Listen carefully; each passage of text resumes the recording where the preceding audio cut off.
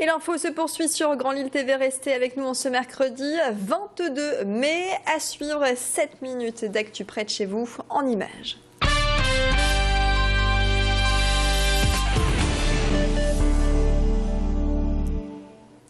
Et on débute ce flash avec cet anniversaire qui aura lieu demain, celui du TGV Nord qui fête ses 20 ans.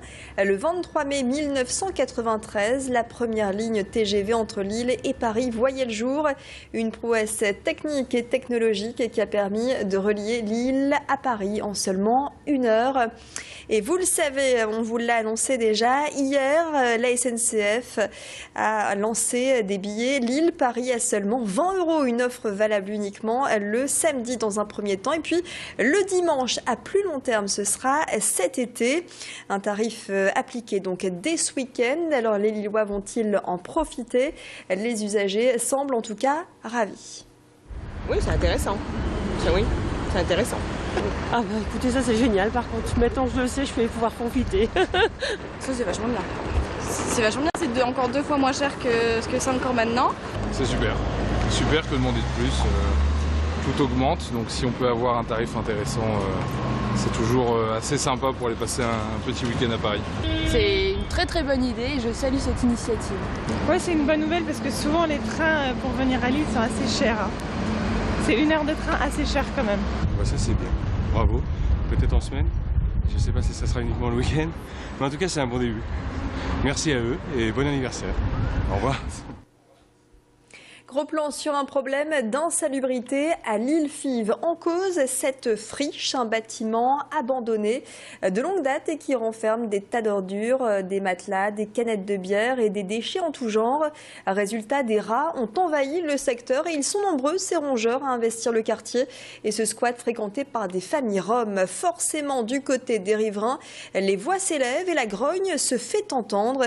Je propose justement d'écouter quelques-uns de ces habitants au micro de Macha Grunessen et Mathilde Espinas. Il y a le service d'ératisation qu'ils ont passé régulièrement cette semaine ils ont fait 3 traitements. Ils ont traité les rues, ils ont fait tout le quartier de Fives, les alentours, des écoles et tout ça, mais bon. Par chez moi de devant, ils ont retiré les poubelles. La communauté urbaine est venue retirer les poubelles parce que justement ça débordait de partout. Il n'y avait aucun tri de fait et c'est dans ma rue justement et ça nous mène les rottes ou tout ça quoi. C'est dégoûtant. Ils sont écrasés par les voitures et tout. C'est écœurant quoi. On a peur pour les enfants quoi.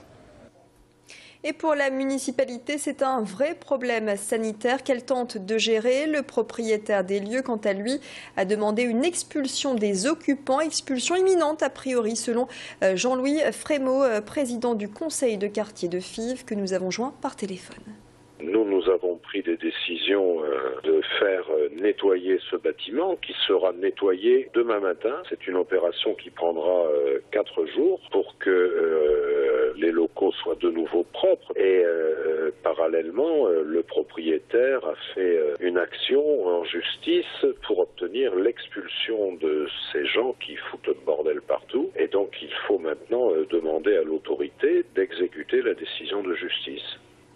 Il daterait du 1er siècle après Jésus-Christ. Ce squelette a été découvert du côté de Bouvines, retrouvé il y a 1 mois précisément sur le chantier d'un nouveau lotissement. Chantier interrompu donc car des fouilles archéologiques vont être entreprises. En attendant l'avancée des fouilles, le squelette a été envoyé à Paris pour y être étudié par une équipe de chercheurs. Des objets ont également été découverts et ce n'est pas la première fois que des vestiges sont retrouvés dans cette commune de 700 habitants. Plus de précisions avec le maire de Bouvines qui suit de près l'évolution des recherches. On sait qu'on est sur un site dont le sous-sol est riche en traces gallo-romaines. On a eu plusieurs découvertes à proximité. On est installé à une centaine de mètres de l'ancienne voie romaine. Donc on sait que des installations gallo-romaines existent. Mais bon, on a été quand même désagréablement surpris puisque ça retarde un projet de construction qui nous était cher et qui était important pour l'avenir du village. Elles ont entre 14 et 22 ans et mesurent au minimum 1,72 m. 400 jeunes filles ont tenté leur chance au casting élite. C'était cet après-midi au centre commercial Euralil. Objectif, être retenu pour la finale nationale qui aura lieu le 4 juillet prochain à Paris. Au programme cet après-midi, séance maquillage et coiffage pour mettre toutes les chances de son côté et tenter de se faire remarquer par ce jury. Je propose d'écouter quelques-unes de ces mannequins en herbe.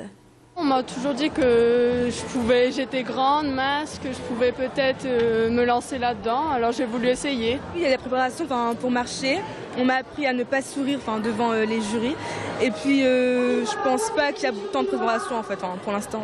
Beaucoup de stress et il y a trop de filles, c'est trop stressant tout ça. Ouais, au départ j'étais stressée, mais là je dois sûrement le mériter si je suis prise. Et puis le Colisée a présenté sa programmation pour la nouvelle saison et le théâtre de Roubaix a choisi de faire dans l'éclectisme.